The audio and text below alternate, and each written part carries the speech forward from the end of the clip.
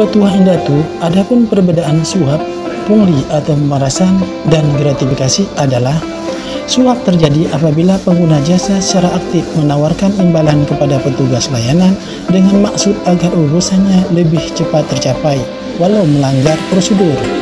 Pemerasan terjadi apabila petugas layanan secara aktif menawarkan jasa atau meminta imbalan kepada pengguna layanan dengan maksud agar dapat membantu mempercepat tercapainya tujuan si pengguna jasa, walau melanggar prosedur.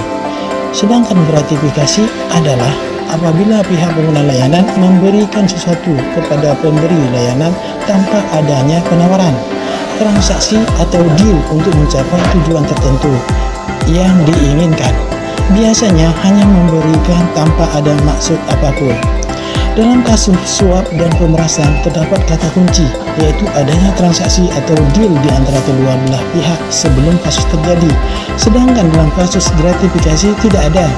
Gratifikasi lebih sering dimaksudkan agar pihak petugas layanan dapat tersentuh hatinya, agar di kemudian hari dapat mempermudah tujuan pihak pengguna jasa. Namun hal tersebut tidak diungkapkan pada saat pemberian terjadi. Istilah ini dapat disebut dengan tanam budi si pengguna jasa kepada pemberi layanan.